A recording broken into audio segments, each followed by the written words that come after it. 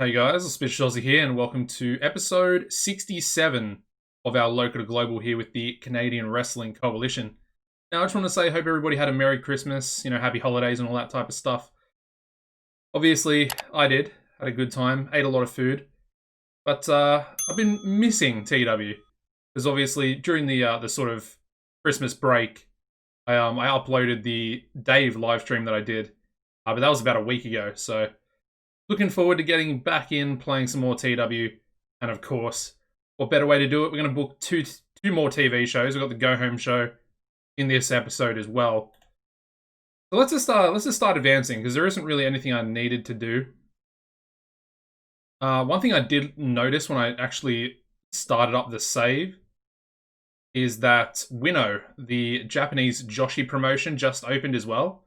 What I'm thinking is, it might be a good idea for us to maybe set up some sort of working agreement with them, just to maybe give our women an opportunity to work over in Japan. Anyway, Stevie P coming in with a pretty big pay rise request here as well. I mean, he's currently on 1,100. He wants, just over 1,500 as well. And of course, we are still bringing in Marvel Malloy. So we're going to wait for that. KCCW have been declared bankrupt. That's it's nothing too serious. Anyway, of course, in this episode, we're going to do essentially we're going to just do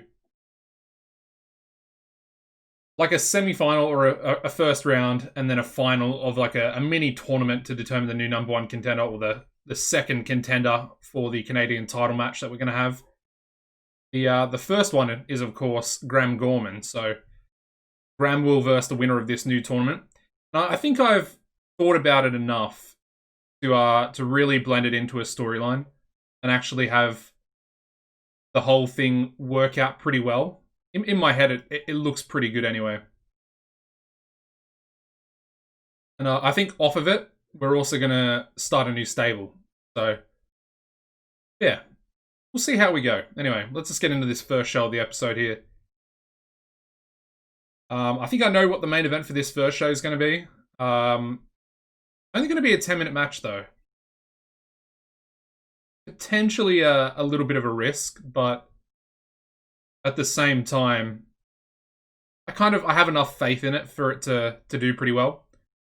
Anyway, here is Marvel Malloy. Let's get him straight in. 7-year contract. We've got to wait another 2 weeks. George Wolf. That could be a pretty good signing as well, although he is 32 now, so he's pretty old. He is very good, though. Of course, formerly of Mid-Atlantic Wrestling.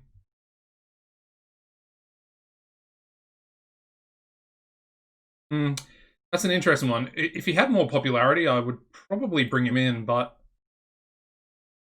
I don't see much of a point in bringing him in, if I'm being honest. I mean, Joel Bryant would be a pretty good road agent, also passes on knowledge. Let's at least have a look, because I do like Joel Bryant. I mean, 30,000 for another road agent really doesn't seem worth it to me. When we don't really need another road agent. We've got quite a few. Have a look at ICW. Where are they?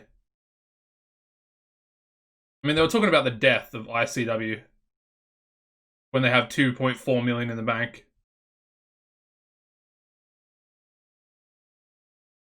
Yeah, don't really get that one. Anyway, don't really see how they're dying.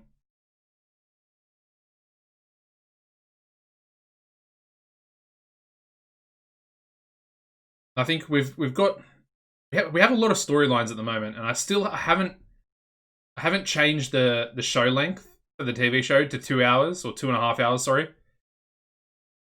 I'm not 100% sure if I want to actually change it or not. I feel like it would obviously be beneficial for both the women and for, us to get maybe another match and angle onto each show as well, potentially. But I'm just not sure if it's the right decision to make. It's going to make these episodes, I don't know, quite a bit longer, to be fair. Who's Brown and Cap? Oh, Brown and Captain Canada. Okay, interesting. That's actually a pretty good main event. 55. I mean, are they actually starting to gain some popularity? That'd be pretty interesting to see. Honestly, I don't think they are. Anyway, that's a good main event, though. And, yeah,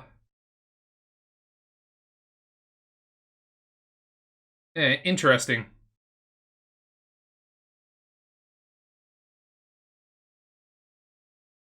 I mean, Hank, you know, his psychology has gone up to 60, so, I mean, realistically, he wouldn't be that far off coming up, potentially. I kind of want Hank and Zach to maybe be a team. Anyway, let's get into the show.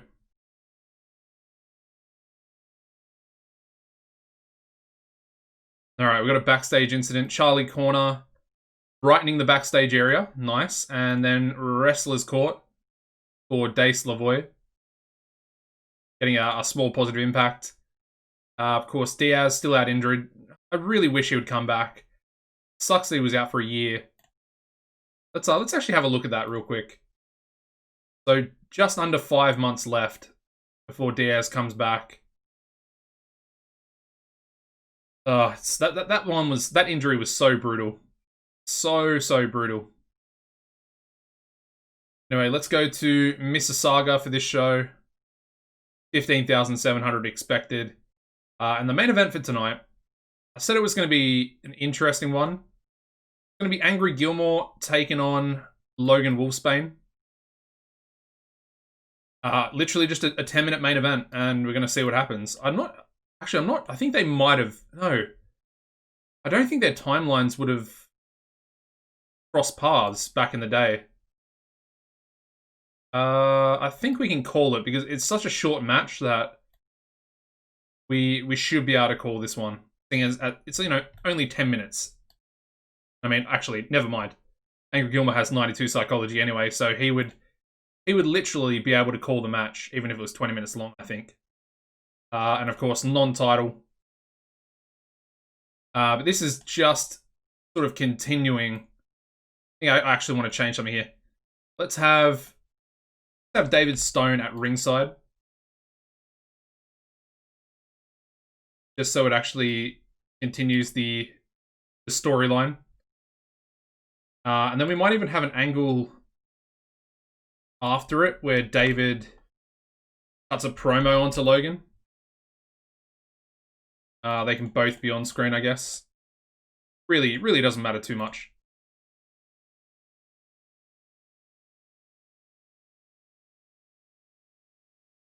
So we'll get that one booked in. That'll go after. Let me just do a quick Logan angle here just before I forget. Just a little bit easier to do it right now. And then I guess we'll have David off screen. And that'll just give, you know, it'll give Logan a bit of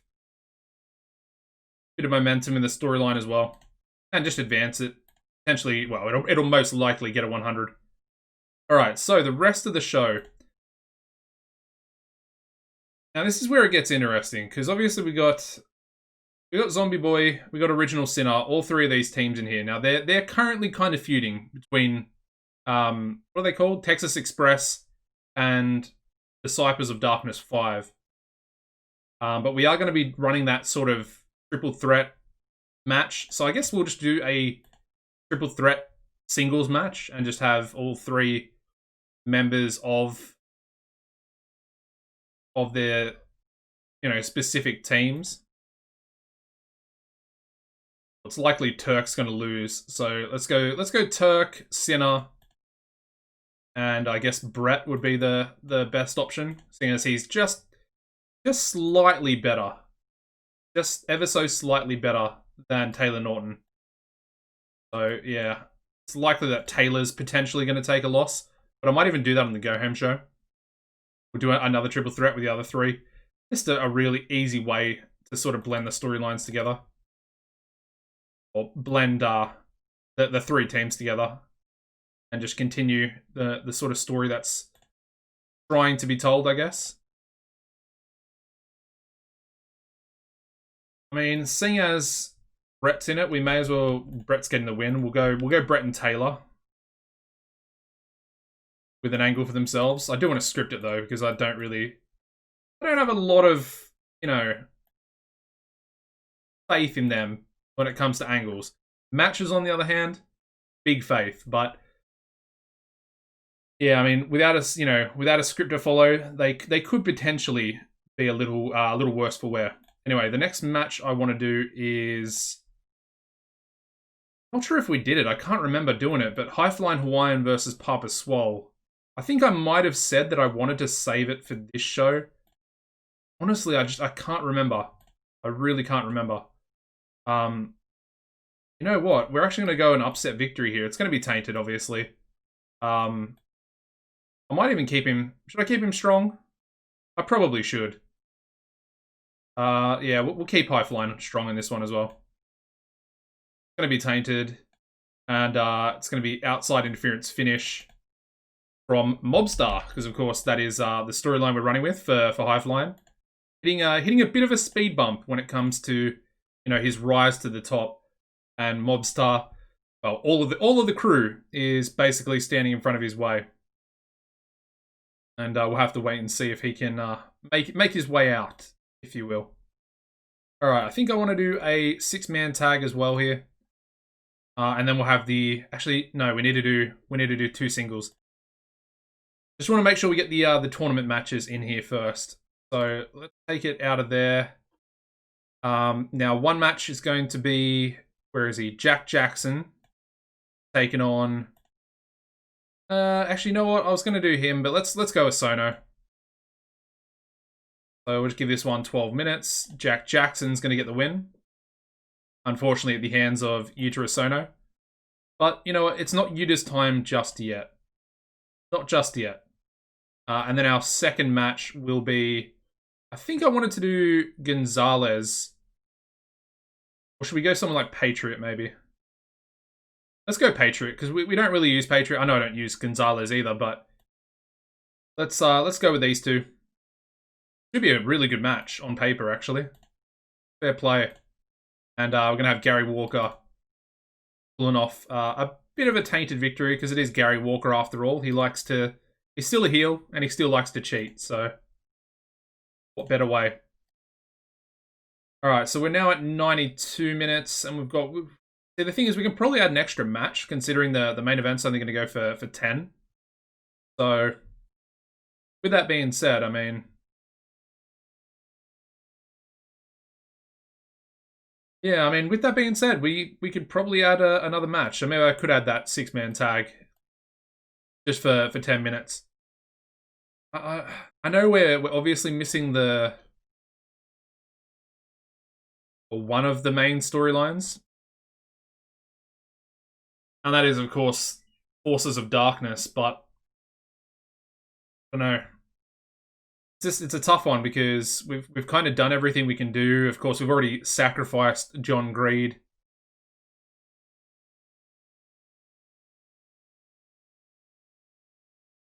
Maybe I'll do... Let's do it... Do a tag team match instead. And let's have the Moneymakers take on... I mean, who have we got left?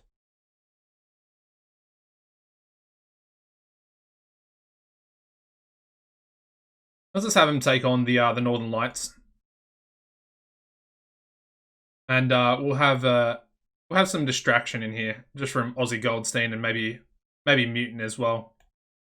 But they will win the match. So Jackpot will get the win. It'll be open, cold. It'll be decisive, because obviously they're the ones that are essentially being distracted. So let's have Jackpot distracted by Aussie. Then let's have Stevie P distracted by Mutant. I think that's a good enough way to at least advance that particular storyline. Put it in between these two matches. And yeah, I mean, we pretty much have to start with a Gary Walker angle, considering how good he is, so we'll do that. I might reduce that to 6, potentially. Because I also want to give Jack Jackson an angle as well. But Jack he's a very good talker. He's very good on, with his entertainment skills. And I guess we'll make this the storytelling match as well. All right, so I mean we've only got 3 minutes left. That's actually not too bad. Feels very different booking this show compared to a Dave show. Much easier. Just, I guess it's because I know everybody, very well. We've done, 67 episodes of the series. Let's do some pre-show stuff, because obviously we haven't really done anything with the women, which is unfortunate because we are going to be crowning our first women's champion at the pay-per-view as well. Anyway, we'll do a tag match. Go Amber Allen teaming up with Laura Flame to take on the Assassins, maybe? Have we already done this match? No, okay. It's only the pre-show. It really doesn't matter. This would very likely be a high-quality TV match as well. I can see it getting like a 70 or above. I believe we can call it, can't we? Ellie's pretty good, yeah, 75. Alright. Actually, you know what? I want to make Ellie the loser as well. Because obviously Erin Gray is going to be in the main event. Not the women's main event, shall we say. We might do 2 matches, potentially. Do a cheeky little, obviously we're doing a fatal 4-way. We might also do maybe a triple threat to determine the number 1 contender for the next month, if that makes sense. Alright, so pre-show, there's 1. Let's just do another pre-show. 6-man tag. Let's chuck in. Go Disciples of Darkness. They can verse somebody. They can take on the LA Stars and where is he? Shooting Star Perez.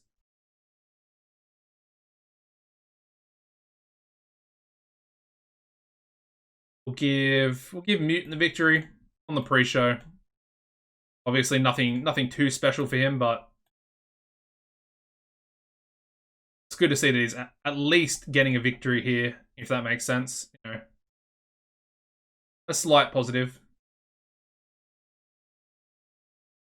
And then you know what? Let's go one more. Let's go a tag team match. We'll just chuck 2 tag teams together. Let's go Kilogram, and they can take on the Puerto Rican boys. Nice and easy. Hopefully give Graham a little bit of momentum. We'll give him the pinfall here, because he is one of our contenders for the Canadian title, so it'd be pretty fitting for him to get a nice victory. Slightly improve that momentum. Alright, that looks pretty good. Let's run that show. Alright, so we start the pre-show off very strong with a 78 rated tag team match where we have Kilogram beating the Puerto Rican boys in 12:25, and Graham Gorman pinned Kid San Juan with a Gorman aghast. As you can see, Kid San Juan, the weak link, he was also really off his game, so that's an interesting one. I mean, everybody else in the match actually, putting in some decent work. I mean, if you look at Giant Brody, he's irritated, so he's got morale issues, still managing to get a 71. Alright, the women's tag match gets a 74. Had a feeling it was going to be pretty good. That's probably, I think that might be our best ever women's match, and it's on a pre-show as well. Slightly unfortunate, but you know what? I have a decent little feeling, or I hope at least, that the Fatal 4-Way women's title match at the pay-per-view will be our best ever women's match, above a 74. Anyway, we have Amber Allen and Laura Flame defeating the Assassins in 12:27, when Laura Flame pinned Ellie DeGrazia with a Flame Fire kick. Amber Allen head and shoulders above everybody else in the match, getting herself an 83 in-ring. And then a very solid 70 there from Laura as well. And luckily, Amber Allen getting better at a gimmick as well. So positives. Yeah, very positive. Best match, best women's match so far. Amber, potentially, I mean, it's kind of between these two for who takes the belt. Deborah's, Deborah Young's sort of fallen a little bit to the wayside. She also has morale issues at the moment as well. I don't really know if I want to make the first ever women's champion Deborah, who has lower pop than both of these two and has morale issues. She could also drag the match down a little bit. And then obviously Erin Gray is the bright up-and-comer, shall we say. Definitely a future women's champion. So it's going to be a bit of a toss-up between these two, really. I mean, we could have Laura, giving her the belt would arguably elevate her closer to maybe Amber's level. Then we also have the potential risk of Amber losing some popularity if she doesn't win the match and, in turn win the title as well. All right, the final pre-show match, big six-man tag, getting us a 76 where we have Forces of Darkness defeating Shooting Star Perez and the LA Stars in 11:40 when Mutant pinned LA Star 1 with the Tina Turner. Obviously, Aldous head and shoulders above everybody else, and Shooting Star Perez, the weak link. Yeah, only getting a 36. Both members of the LA Stars getting above 70s. 75 for 2 and 72 for number 1. Interesting stuff there. I mean, that's crazy. Are they really that good? I mean, they only held the tag team titles for like, I don't know, a month or two, like maybe 2 months. Alrighty, let's start the show off. We start off with an 86 rated angle. Of course, we've got the first of our 2 tournament semi-finals, I guess, or first round. I don't know. I guess we'll just call them a semi-final, even though, yeah, it's only 2 matches. But 86, very, very good from Gary Walker there. Very happy with that. I mean, he's a natural on the mic, Pretty much always guaranteed to get a good rating. His match gets a 77, so it's at least, it's actually really well booked considering their in-ring performances, but got Gary Walker defeating Masked Patriot in 11:38 by pinfall with a handful of tights. So, yeah, Gary Walker cheating to win, making his way into the final for next week on the Go Home show. And of course, I mean, the storyline between him and Graham Gorman is pretty massive. So I'm sure he really, really wants to get his hands back on Graham. He knows he can beat Graham as well. He's beat him before for the Canadian title, defended the title. He's also lost it to him, so could be a very interesting match. But yeah, 68 from Patriot and a 69 there from Gary Walker. And somehow we get a 77. Alright, we then go into tag team action. We get a 76 for this one, so getting a lot of 70s. Everybody seems to be elevating themselves, which I really like to see. We have the Moneymakers defeating the Northern Lights in 12:06 when Jackpot Jordan in Alton Vicious with a Make It Rain. During the match, we also saw Aussie Darkstein distract Jordan and Mutant also distract Parker.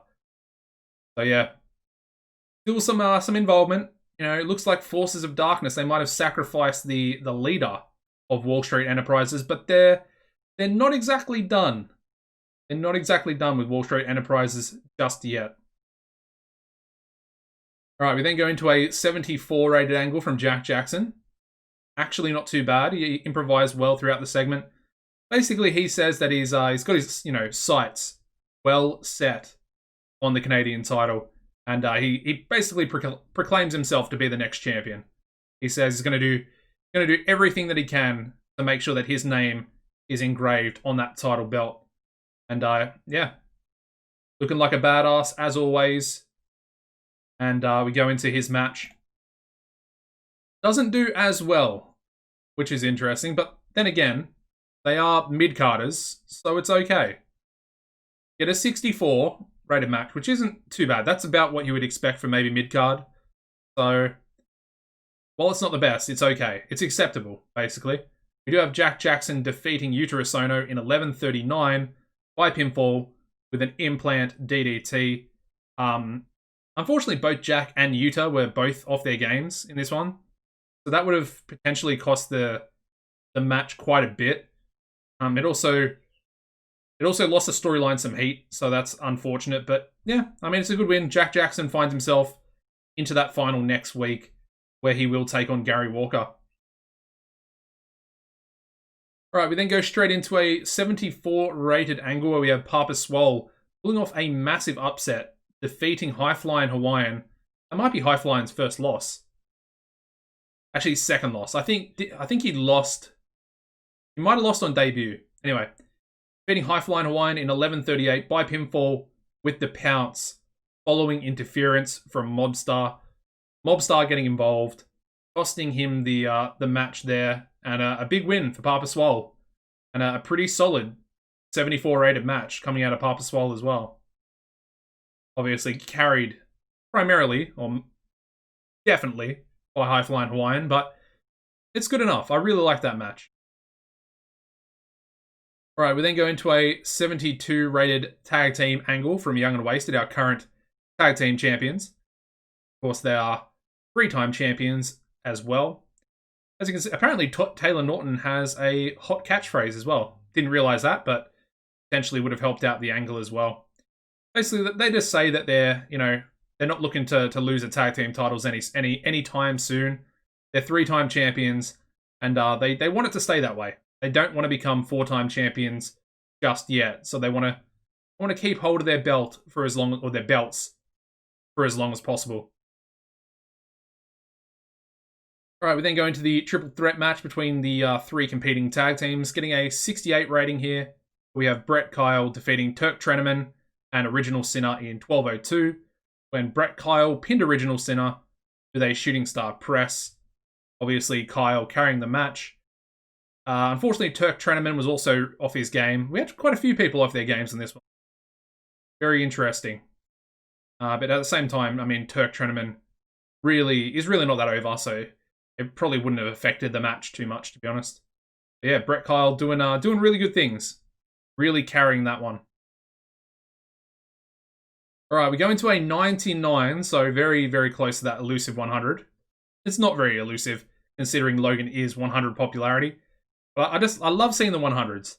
A 99, I mean, if you have OCD, that's probably going to kick in and really frustrate you, but I love seeing the 100s. Anyway, we have Logan here cutting a promo onto David Stone, basically saying that David's, he might be the next generation, one of the fastest rising stars, but Logan, he's already proved himself. He's already defeated someone like Maddie Faith, who was arguably the hottest rising star.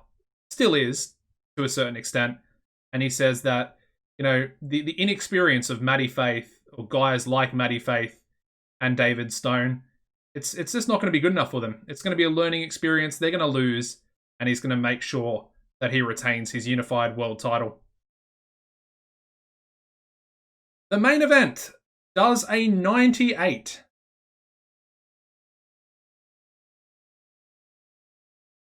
I knew this match was going to be very, very good.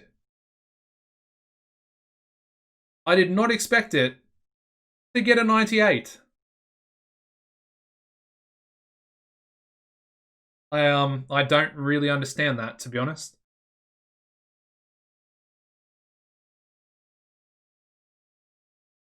This is that's an interesting one, because that's our highest ever match rating, or tied now, I guess, because we've had it 3 times. This is the 3rd time. I don't really understand, because I thought matches under 15 minutes weren't able to get world-class scores. That was kind of like what I've always read and what I always thought. So I'm kind of a little bit perplexed. Anyway, we'll definitely take it, because what a TV show main event. We have Logan Wolfsbane defeating Angry Gilmore in 10:15 by pinfall with a belly-to-belly suplex. And somehow, some way, Angry Gilmore at the ripe age, I think of 47 maybe, or 46 or 47, has now equaled our best ever match. If Angry Gilmore isn't a legend, I know he was carried beyond belief in this one, but then at the same time, it's probably his psychology that is, really pushing this match to where it needs to be. What a legend. What an absolute legend Angry Gilmore is. I almost want him to retire now, just so we can put him in as the first ever Hall of Famer. Kind of the reason why I haven't done that yet is because I want Gilmore to be... He has to be the first. Because he was the catalyst that pretty much changed the company's, outlook on growth, and he just exponentially boosted the ratings and everything, and the match quality as well. Between him and Davis, they were the goats. I know we call Davis the goat, but I mean Gilmore is a living legend. He really is. And what a way to finish our first TV show here. Well, we have an angle as well, but the main event, magnificent, absolutely magnificent. Anyway, we go into the final angle in the show, which is actually a pretty good one. We get a 91 rated angle, and this is only David Stone as well. So David Stone rated on entertainment. And yeah, he's cutting a promo into Logan. Of course, he was at ringside, didn't actually get involved in the match because he just kind of wanted to leave it to Gilmore because he has faith in his deputy. And yeah, as you can see, David doing well. Basically, he comes out and says, or he's already out there, he says to Logan that, he doesn't see himself as the hottest rising star. He just says he is the hottest star in the company. People look at him, they see his name, they know exactly who he is. And the same can be said for Logan Wolfsbane, but they know who David Stone is. And they know that he is going to be a future unified world champion. Anyway, that's a really good show. Yeah, we get a 93 rated TV show there. That is up there. That might be one of our highest ever show ratings. I think maybe tied second, potentially. As you can see, increasing our popularity in 56 regions. So we essentially just got the Ontario increase as well. And I think we were 88 popularity from last episode in Ontario. So it'll be interesting.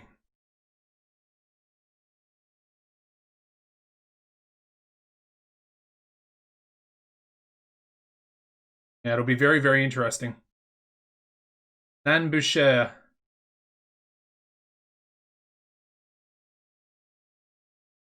I mean, seeing as she's a troublemaker, CWA can have her, to be honest. I mean, she's kind of impressive. But at the same time, would you really want her, a troublemaker? That's not even that good, really. Anyway, we get a 4.24 TV rating, so I think that's our highest ever TV rating.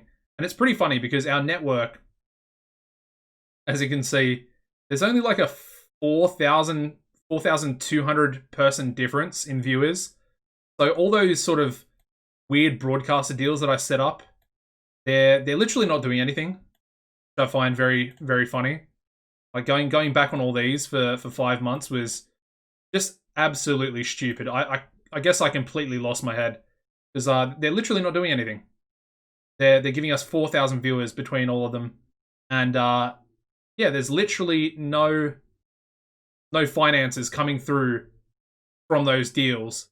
But I guess now I've also prevented myself from actually getting any other sort of TV deals that might have brought in some viewers. Either way, it doesn't really matter because at the end of the day, I'm just going to keep investing and upgrading our own broadcaster. I think next I want to go up to big in Mexico. That's only what, just under 5.2 million, which really isn't that bad. I think once we get big in these three, our three, I would say, they're obviously the main areas in the game that we're going to really focus on. We can start upgrading these and try and get them all up to medium. But we definitely need Mexico up to big because once we go up to big size, in order to go up to large, we're going to need a lot of popularity in both the US, which we already have, but we're also going to need it in Mexico because you need 2 other game areas with a certain level of popularity. Let me actually see if I can find someone who's big. All right. Yeah, so as you can see, yeah. So for 21CW, obviously it's a little bit different because they're based in the British Isles, but they need to get big size, which they already have, and then they also need to get 71 popularity throughout the regions of Europe. So if we go to Europe for them, they need to get all these up to 71 in order to go up to large size. So something very similar is going to happen like that to us. I'm not 100% sure what it would be though. CWA. CWA are big, so let's have a look. What is theirs? Oh, it's just going to be the US.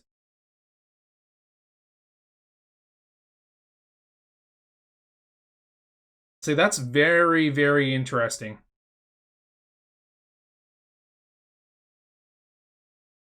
71 throughout the regions of the US is going to be extremely hard to get. Extremely hard. I almost wish that we weren't a Canadian company now, and we were an American company. Anyway, nothing we can do there. We are the Canadian Wrestling Coalition. But the big downfall is we're going to have to get up to 71 popularity in both Puerto Rico and Hawaii, which is going to be just probably the most difficult thing to ever do. It's going to take a long time. It's going to take years, really. It's going to take years. Anyway, we can't let that sort of get us down. Not going to worry about it too much. Let's get into the last TV show of the episode here, and we'll book the go home show. Of course, next episode is going to be Nevermore, the pay-per-view, and then we'll also do a bit of a more in-depth sort of end of month review after the pay-per-view as well. Go over sort of the main players' popularity. We'll go over, I think we'll go over like title prestige. Go over a few different things, and maybe even have a look at new workers, depending on how much time. Now, I don't want the episode to go for too long, but if it's about the hour mark, which is kind of what I want the pay-per-view episodes to be, just around that hour mark as a maximum, kind of. Between 45 and an hour is probably the perfect sort of area. I really like the look of this girl. I saw her before. She actually went to Winnow. As you can see, really good technical. She got really good Puerto, which isn't going to be, very helpful for us. She just looks like she would be a perfect fit for the crew. Samiko Kinakita. Just sort of got that same bandana as Mobstar, so would be a very interesting signing, that one. Now I'm going to take a sip of water here real quick.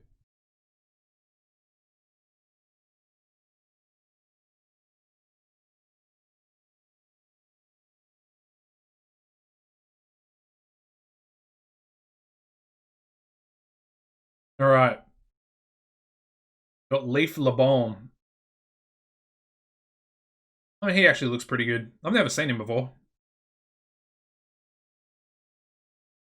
Fair play to him.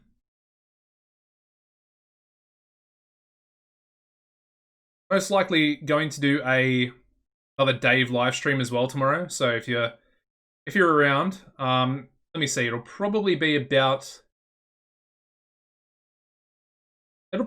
12 hours after this is uploaded. So I usually upload these at 8:30 p.m. Australian time. And then, I mean, the live stream will probably be at about 9, maybe 9:30 a.m. the next morning. All right, we got Freddie Huggins, US Pro Wrestling National Champion. He is Canadian. He is very, very good, but he's also 39 years old. We do have, I believe that's his sister. I believe Laura is his sister. I don't know. Just at that price for a 39-year-old, he's probably in time decline. Maybe not. Maybe not. But you know what? He will be very soon. Anyway, we got Jeremy Stone. I mean, he's got the popularity. But you know what? There's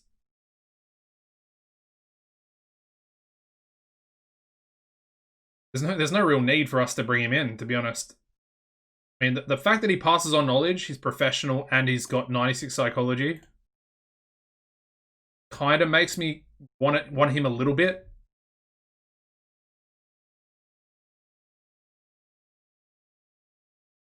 It's just the popularity is insane.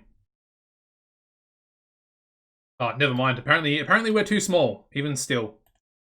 All right, Eugene Williams, a referee, 83 refereeing, not exactly good enough. If I'm going to be signing a referee, it needs to be like the top of the top. Anyway, we've got Belle Bryden here, who's got 82 color commentary. She also passes on knowledge as well. She is pretty over.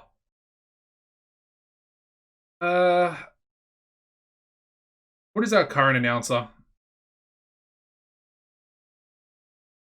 I mean, Tom Townsend, he's already 82. I mean, I suppose we don't really need him, to be honest. Oh, we finally got adequate. Yes! Oh, that is so good. Alright, Lee Bambino is gone. The dude is gone forever. Sorry, Lee, but, you know, it's time. Oh, thank God that's finally adequate. And Lee is not going to ruin our main events any longer. Alright, well, I need to remember to send him down as well.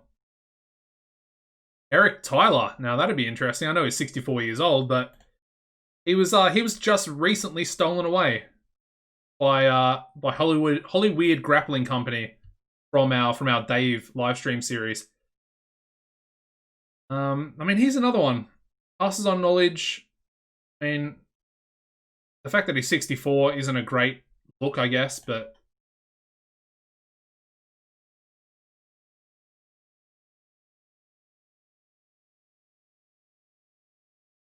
I mean, Petr Novak, obviously heavily in time decline. Probably don't want to sign him either. Joe Sexy. I mean, it's kind of all just the road agents, really, that are coming up. Rick Young, another referee. He's 87.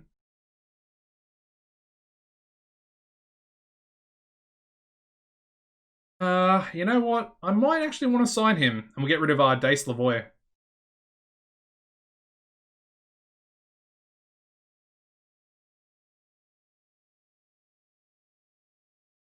Uh, 10 years? I mean, yeah, I guess 10 years. We can pretty much go for 10 years, can't we?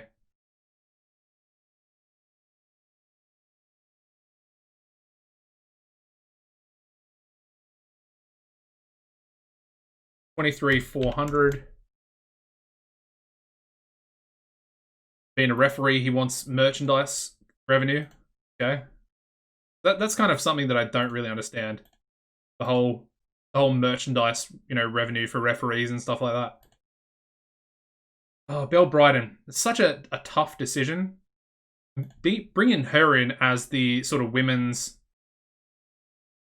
division commissioner would have been a better option than having Doc Hammond do it.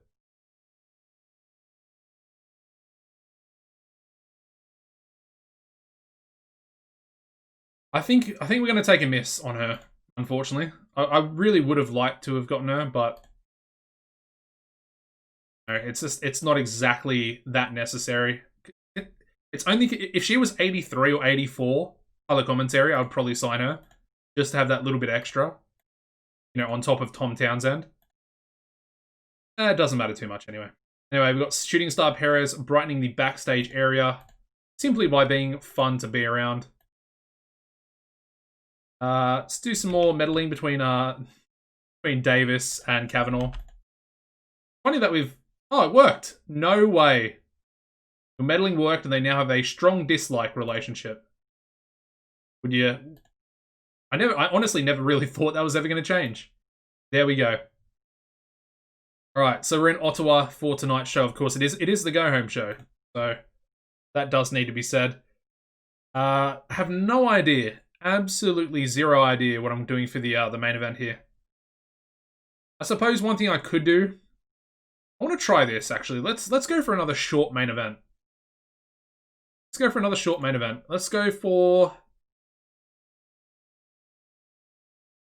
the Moneymakers. The Moneymakers versus, obviously, the two competitors from last week. So, Disciples of Darkness. Oh, we don't actually have one for them. So we're going to do Mutant and Darkstein. And we're actually going to give Jackpot the victory. I guess Aussie can lose because I don't want Mutant losing another match, really. It'll be Tainted. And we're going to have an outside interference finish in this match as well. I know we're doing a lot of them this episode. The Darkstein is going to be attacked by Princeton Price. Yes, very interesting stuff happening right there. So that is going to be our main event. I'm really curious to see how it does, to be honest. I mean, based on that last main event, I mean, there's potential for it to do really well. But then it also could absolutely bomb. You never know. You never know. All right, I do want a David Stone match in this one because he hasn't wrestled so far this episode. Maybe him versus Gonzalez. That's actually a good match, and he gets Gonzalez on the show. All right. And I think we can actually call it. We definitely can call Gonzalez. Gonzalez, his problem isn't psychology. His problem, well, it is kind of psychology. His problem is the basics. If his basics were never capped at 69, I have a very strong feeling that Gonzalez would be at least an upper mid card, if not a main eventer for me right now. Because originally I was doing the push for both James Diaz and I was going to do Gonzalez as well. And Brothers for Life was going to be like a relatively big stable. And then his, basics got capped, kind of ruined it all. And, I mean, their stable hasn't really done anything or gone anywhere. So, a little bit tragic, I guess. Anyway, this match we're going to go Cooper Christie, Taylor, Norton, and Zombie Boy.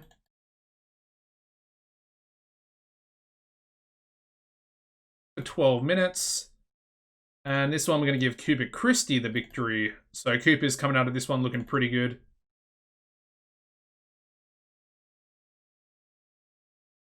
And unfortunately, we're just going to have to make, Taylor call the match in the ring, even though he doesn't have the required psychology to do so. Did I have a storyline for... I haven't really done anything. I have to do something with that right now. But we definitely didn't have anything for no. All right, what I'm gonna do? So let's go like this. I want to have High Flying taken on Public Enemy.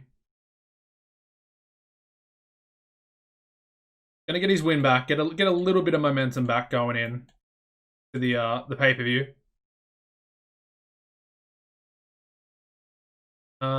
We might even have a botch interference this one as well by Papa Swole onto Public Enemy.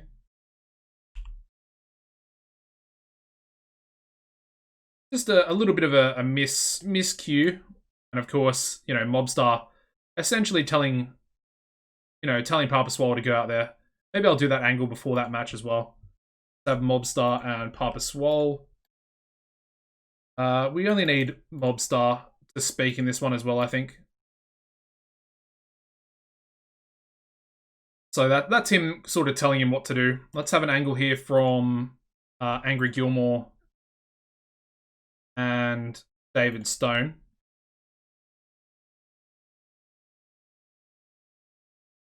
More just a bit of sort of advice, I guess, going into his match against Gonzalez. I think pre-main event, let me do this real quick as well. Let's just have Aldous, Aussie, and Mutant, and they're going to be cutting a promo onto both Jackpot and Stevie P, because they are essentially all that is left. Let's have them off screen, because they probably wouldn't have come out just yet. But that will advance the storyline further.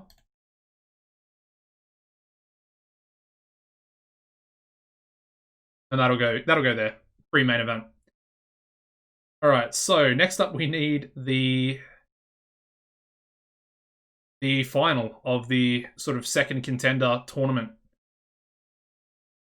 And we need Jack Jackson and Gary Walker. Gonna be a good match. Gonna be a real good match. But it's gonna backfire. It's gonna backfire for somebody, and it's probably not the person you would think. We're going a little bit of a different way with this one. There we go. Let's actually have a Gary and Jack angle together. Both on entertainment. So just a bit of a war of words prior to the match starting. Which I think is pretty cool, and hopefully we'll advance this storyline a little bit better. Get the heat back up for it would be a decent thing to see. Alright, and then I guess we need a match for Maddie Faith, or at least some sort of match. Actually, you know what? Let's go the opposite way. Let's go Storm Spillane. Taking on, where is he? Charlie Corner. Again, Charlie's back to cool momentum. Unfortunate, but yeah, it is what it is. Storm's gonna get the win on him there. Should be pretty good. And then I guess we'll start the show off with Maddie Faith. Cutting on to Storm.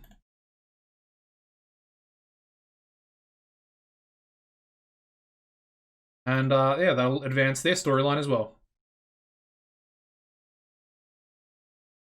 Alright, now we need a storytelling match. I guess it can be this one. It really doesn't matter too much. This match probably not going to do too well anyway. Purely from the fact of, you know, who's kind of involved. We didn't use the women again. We did not use the women again. But you know what? We already know what's happening, so... And I mean, all these they're all sort of storylines. Even though the women have their own storyline as well. Let's do a 6-woman match. I guess. I don't know. It's not looking good. I'm kind of...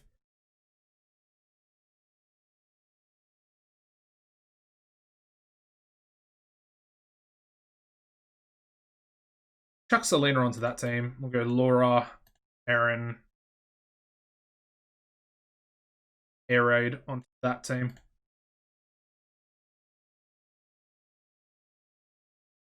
Give Deborah the victory there.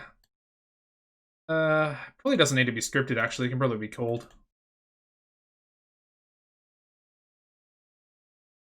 Yeah, so basically each of these teams have kind of 2 decent competitors and then 1 sort of average competitor on each team. It is what it is. It's fine. It's only on the pre-show anyway, so hopefully it's not going to have any sort of weird ramifications. Up next, let's have the Puerto Rican boys versus Los Amanos. A little bit of momentum for the tag division. Let's give Kid San Juan the victory. He's been off his game and he's been a bit of a weak link, so hopefully want him to do a little bit better. And I guess we'll just go one more tag team match. Let's just have the Golden Goats taking on the LA Stars, maybe. Have you ever done this match? We have, but we did it all the way back in February. That was actually on TV. And then they teamed up on a pre-show as well. Let's just do it. It's only on the pre-show. And I just want to give Davis a win, to be honest, because I'm not sure if we've even used him this month, because he's not actually involved in a storyline. So interesting. There we go. That'll do us. Let's run the show. Alright, so we start off with a 64 rated tag team pre-show match where we have the Puerto Rican boys defeating Los Hermanos 2 in 12-17, when Kid San Juan pinned Ray Cavalero with a moonsault press. Of course, Island Boy head and shoulders above everybody else, and then we had Louise Frost. These guys are kind of the forgotten men, if you will, for Ray and Louise. Yeah, I mean, it's actually not a bad match. Kind of a decent little mid-card tag team to lower mid-card. Really low attendance there. I'm guessing that's because we didn't actually use Logan on this show at all. Yeah, we didn't use him. We didn't use Aldous either. I know he's in an angle, but having no match is gonna, it does hurt the attendances. And Mobstar as well. Mobstar doesn't even have a match. He's only got an angle. All right, we then go into a 75, so that's now our best ever women's match. 75 rated pre-show 6-woman tag. Got Amber Allen, Deborah Young, and Selena Svelte defeating Laura Flame, Erin Gray, and Air Raid Siren in 12:07 when Deborah Young pinned Air Raid with a sit-out powerbomb, and of course Amber Allen head and shoulders above everybody else in the match. Yeah, good match. Deborah pinning Siren. That's not too bad. And then we go into an 87 rated tag team match on the pre-show. Probably might actually be able to beat our main event for tonight. And that's really unfortunate. But anyway, we have the Golden Goats defeating the LA Stars in 12:04 when Davis Wayne Newton submitted LA Star 1 with an STF. Obviously, Davis with a 97 in-ring performance there. And then we had LA Star 2 with an 82. That's very, very interesting. Very, very impressive. 87. Alrighty, we then kick off the show with a 99 rated angle from Matty Faith. He's back to his best. He's back to his best. And of course, he's cutting a promo onto Storm Spillane, the new kid on the block. He's not a kid, he's actually older than Matty Faith, but, Matty's condescending. He's condescending enough to be calling Storm Spillane a guy that is an incredible wrestler, very experienced. He's calling him a kid. And that's, definitely not going to sit very well with Storm Spillane. Yeah, typical Matty Faith fashion. We then go into a 70 rated match opening contest here on the TV show. We get Storm Spillane defeating Charlie Corner in 11:55 by submission with a kneeling Boston Crab. We got Charlie really off his game. And then a 69 there from Storm. So that's pretty good. A 70 is about what I kind of expected. Actually, maybe even less. I kind of expected maybe a 65 out of Charlie, because he does have that cool momentum as well. The only negative was his inconsistency there. So the announcing quality lifted the match. It's nice to see that. It's actually nice to see that for once. Of course, Lee's finally off the shows. Alrighty, we then go into an 82 rated angle where we have Gary Walker and Jack Jackson in the ring prior to the actual match starting between the two. And of course, the winner of this match will become the second competitor in the Canadian title match at the pay-per-view, Nevermore. And yeah, Gary worked the crowd well. I mean, Jack obviously didn't do anything too special. But you know what? He's about as good. He's nearly as good as Gary Walker with his entertainment skills. But he is lacking about 10 popularity onto Gary. So, I mean, that's a good match between the two. We get a 78 rated match. And I'm actually pretty impressed with that, to be fair. Because Jack only has about 57 popularity. Well, at least going into this episode. But yeah, Jack Jackson defeating Gary Walker. That's a big scalp, man. That's a big win. Beating Gary Walker in 11:31 by pinfall with an implant DDT. It's a really good match, considering, I mean, Jack only got a 55 in-ring. That's a little bit low. And then Gary obviously carrying it by 20 points in the ring on top of that. Very impressive stuff. All right, we then go straight into a Mobstar Papa Swole angle. Of course, we've got Mobstar. Just, he's backstage discussing some stuff with Papa Swole. Just basically saying, make sure you go out there in Public Enemy's match tonight. Have your boys back. Have your boys back. And make sure he picks up the victory. I really want High Flying Hawaiian's momentum to be in the toilet so I can really, put him to shame at the pay-per-view and really derail his momentous rise in the coalition. 88's pretty good. But yeah, unfortunately no sort of improvise as well there for Mobstar, which would have potentially taken that above a 90. So it's still pretty good. He's still 92 popularity. He's still a bit of a beast All right, I knew this one wasn't going to do as well. So we get a 68. And we have High Flying Hawaiian defeating Public Enemy in 11:46 by pinfall with a Pacific Crush.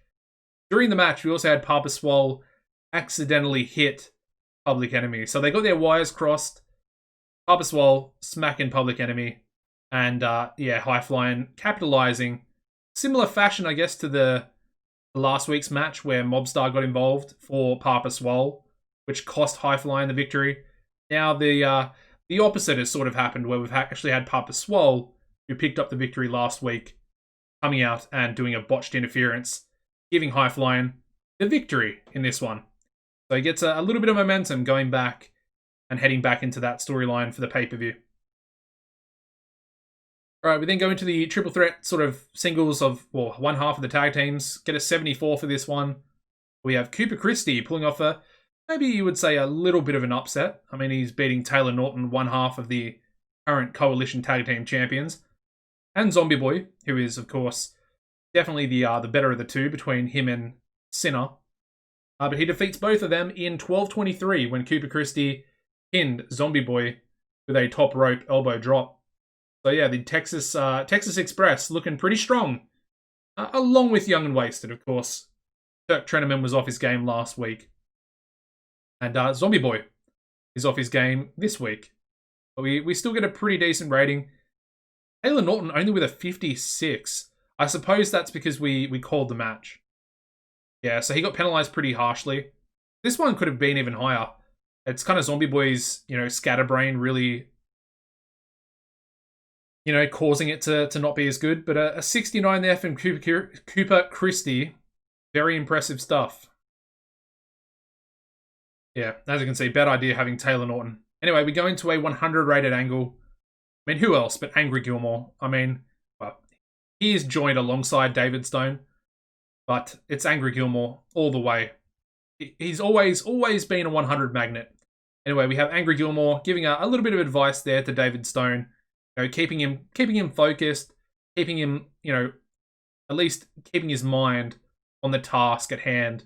And of course, that task tonight is getting a win in his match. Doesn't want him to focus about Logan. Doesn't want any sort of outside thoughts to be in his mind. He wants him just to go in there, get the job done, and get the win.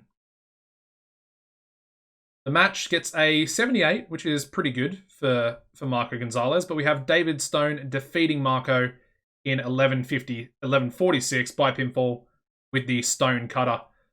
And yeah, David Stone with an 84 in ring. So he's looking pretty good. He's definitely gained some popularity over the month. So we'll take a look at that in the at the end of next episode. Alrighty, we then go into a 90 rated angle where we have Forces of Darkness, of course, our three members that are currently trying to dismantle Wall Street Enterprises. We've got Aldous, Aussie, and Mutant. Unfortunately, Mutant struggled going off script, so that's kind of unfortunate because it's only a 90 and it probably should be a 95 or above, really. Anyway, at least Aldous and Aussie sort of carrying their own in these types of angles. And of course, our main event is Aussie and Mutant teaming up to take on the Moneymakers. That match actually does so much better. These short matches seem to be doing really, really good things. I think I'm going to stick with short matches from now on. We get a 92 rated main event, and I thought this was going to potentially bomb. See, I'm kind of wondering if I made it a 20-minute match with a slow build. I couldn't... In my head, I don't really even see it doing better than 85. And somehow this match gets a 92. And you look at the in-ring performances of two of these guys, and they're pretty low for a 92. Anyway, we have the Moneymakers pulling off a massive, massive upset, defeating Mutant and Aussie Darkstein in 12:30 when Jackpot Jordan pinned Aussie Darkstein with a cash-in following interference from Princeton Price. So we got Princeton Price coming in, getting involved. What's sort of happening with Princeton there? Is he aligning himself with the moneymakers? Of course, Wall Street Enterprises, currently without a leader. Does Princeton Price want to become that leader? Potentially. We'll have to see what happens at the pay-per-view. You have to tune in for next episode. Either way, what a match. A 92, man. I really, really, really wasn't expecting to hit a 92 in this main event. And that's going to do big, big things for both of these tag teams. Well, obviously this isn't a tag team, but Mutant is probably... I know he lost the match, but he's probably going to get helped out big time from that one as well. Anyway, we finished the show. We get a 91. So a 93 and a 91 for both TV shows this episode. I mean, am I a booking genius? Definitely not. But you know what? I'm happy with that. I'm happy. I am very, very happy with that. Anyway, let's take a quick little look at the messages here. We'll see the TV rating as well. Should be about the same, considering we're very close. We'll also check the current popularity of the company, both in the US and of course in Canada. Have a look at CWA as well. We actually beat them by 4 points this week, and we actually beat their main event as well. Our 92 beating their 91. So you know what? I mean, that's a pretty decent result. That's a pretty good result. Although US Pro apparently beating us, but yeah, they smashed us. They had a 99 with their women. These girls on my shortlist. They are. Okay. Tiffany Jade would be next level. She might not even actually come to us because of her popularity. She would be next level. Ooh, CWA going back in for Jason Thunder after they released him as well. I guess they want to bring back Thunder and Lightning, or Lightning and Thunder, whatever the tag name is. Yeah, Thunder and Lightning. Interesting. We actually got a higher TV rating. We got 4.28. And we also have Rick Young, the contract negotiations. The thing is, I don't actually need another referee.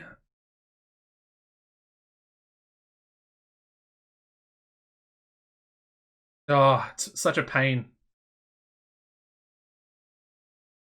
I really don't want to spend too much money, man.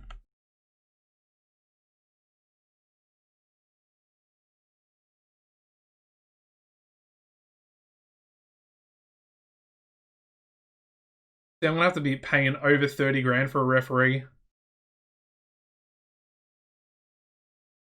You know what? I'll go 32,000. Final offer. Take it or leave it. Alright. You go to that other company, buddy. You stay where you are.